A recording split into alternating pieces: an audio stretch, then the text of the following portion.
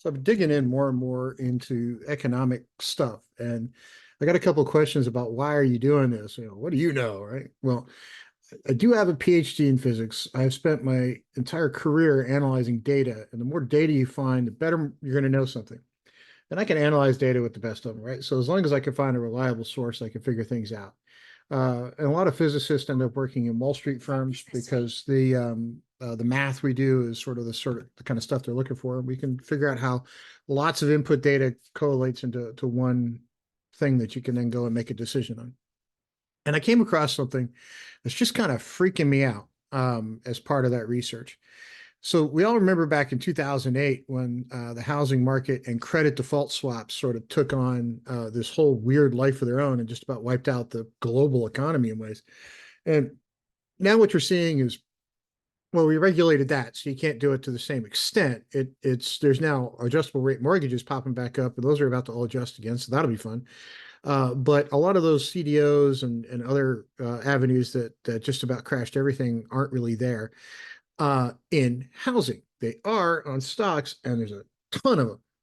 And those, I think the bill's about to come due. But that's not the thing that's freaking me out today. The thing that's kind of freaking me the hell out is I started poking deeper and deeper into real estate, and I was looking at commercial, and somebody sent me something and said, "Hey, go check this out." Owner financing homes is now a thing, right? That's sort of been around for a long time, but it says, hey, look, I own a home. You want to buy a home. I don't want you to go through a bank. I want to do the financing for you because that gives me a chance to make a little more money. So I dug into it a little bit, and I found this one in Dallas, and because I live not far from Dallas, owner finance home. Well, let's look at it. 1,000,001 for this house that's 5 bedroom, 3 bath, less than 3,000 square feet. Seems a little high in that part of Dallas, but okay, fine.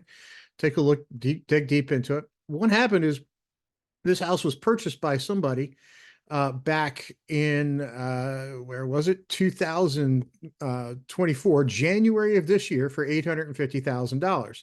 So they bought it, they slapped some paint on it, they kind of maybe fixed a few things, maybe didn't. But this is the home. So let's go take a quick look and see if anything looks updated. Well, yep, sure enough. Look, they put paint on everything. Well, that's nice of them, right? They've got a few new kitchen appliances. That's nice of them.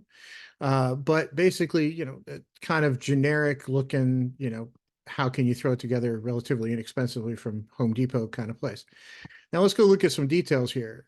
Owner will finance at 8% with 20% down payment. So they're really taking no risk, right? So you're putting 20% down, that's $200,000, 8% interest. If you default and they foreclose, they get to keep all the money you've paid them, right? I mean, you're not going to you're not going to get anything back out of this because somehow they'll figure that out. And I was like, okay, well, maybe that's just sort of one shady person doing, shady person things. And I get it, right? Sometimes people who want to buy a house will do kind of anything. So I looked around a little bit more and I said, okay, well, what else might I come across in this world? Quick Google search came across these guys, swehomes.com, operating right here in Texas. I'm just reading off their website. I'm not saying you should use them or not use them. So all I'm doing is their public website, swehomes.com. You want to call and talk to them, you're willing to do that. Homes owner financing. How we determine your credit worthiness. To qualify to buy one of our residential properties, you must provide us with 12 months rental history. Okay. Evidence of your monthly debt, including monthly payments of the home, isn't more than 43%. So when they sell you a home, they want to make sure your debt to income is not 43% of your pre-tax income. Pre-tax, not post-tax. Your monthly debt calculation may include these things. How do we determine your credit worthiness? We do not pull a credit score. That's interesting. If you have filed for bankruptcy, it's okay, come down in there. But if you're still in bankruptcy, you may not be eligible. Notice it says may not. It doesn't say won't. So I dug a little more, and I said, okay, well, surely that's just two things, right? Well, another quick Google search, you come across these guys, TL Global, right down in Katy, Texas, I believe, just outside of Houston. Yeah, Katy, Texas. So what do these guys want? When banks say no, we say yes. All credit accepted, bankruptcy, no non-verifiable income, tax liens and judgments, foreign national status, no tax returns, foreclosure, student loan defaults, employment gap, lack of work documents, divorce, self-employment, medical bills, non-citizenship, and previous short sales. That's the shit that got us in trouble in the first place. It's not banks doing it this time. It's individuals have gotten together and bought as LLCs. They've bought a bunch of houses and they're off doing this kind of stuff. And what they're doing is charging interest rates well above market. They're charging prices for the home well above market. I guarantee you that $1,000,001 home that was bought for 800,000, if it was anybody else selling it, because I looked around that neighborhood, that house should be selling for about $850,000. Not 1.1. They ain't going to come down off of that price. So they inflate the price, they inflate the interest rate, they take home the money. Now, if they start to default, and I did reach out to one or two of these places, and of course, oh yes, we also have mortgages on these properties. So you have to understand when you buy it from us, we also owe money to somebody else. Well, what happens if they don't make those payments, right? And it gets foreclosed on. Now you've got a big problem. So digging a little deeper, what these LLCs are doing is they go off and buy a couple properties, and maybe they legitimately started off as mom and pop renters where you had one or two or three rental properties that you were managing yourself.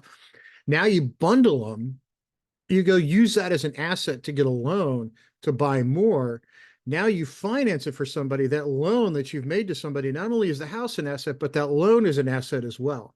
So you can use that loan as collateral to go get more money and expand out. So you kind of double leverage the house in some ways. Now, all of this is apparently perfectly legal. Now, would this result in another way of, crashing the entire U.S. economy? I don't think this alone would do it. But if you look at some of the other videos I've done where housing prices are now skyrocketing and have continued to skyrocket, yes, big companies are buying them. Yes, Wall Street has decided it's a good idea. And I think these groups that are doing owner financing and these LLCs and these people who are now doing, instead of one or two houses, 5 and 10 houses that they rent out, I think it all started in 2008 when it probably started before then, but 2008 when the housing market crashed and all those foreclosures were around. I think it was sort of more innocent. Everyone, hey, great, I'll go buy a couple houses and I'll flip them. I'll renovate them and flip them. I'll renovate and flip them.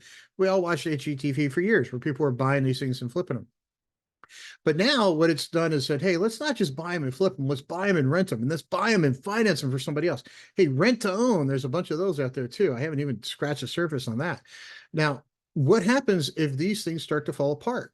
What happens when people overextend themselves and those things fall apart?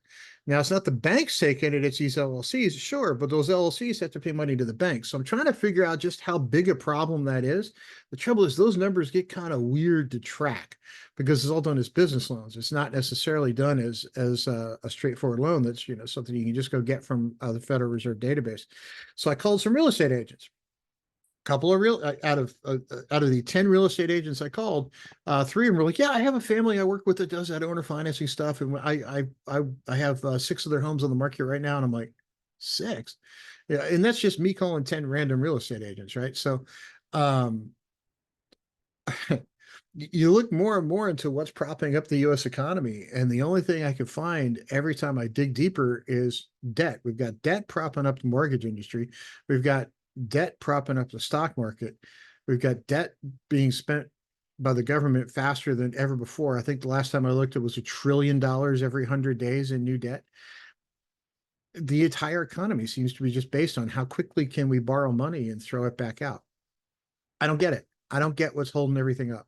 And now I see calls for people like Intel and Boeing. They're laying lots of people off. And somebody came out and said, oh, Boeing's going to need cash if it's going to survive. We got to get them cash. We got to get them cash. If they don't have enough cash to survive and it's a company, let it die. If the housing market is a bubble and all the numbers indicate it has to be because it's gone up so far so fast. If you look at it relative to 2008 prices, I've got a video elsewhere on my YouTube page. Please check it out. That explains, sort of the accelerated curve we've all been on since COVID. I don't see how it doesn't come crashing down. I think the only thing keeping it up right now is the credit markets have stayed kind of open. We're in more debt, credit card debt than ever before. We're in more personal debt than ever before. Even a car is now relative to average income. And I did a whole video on this as well.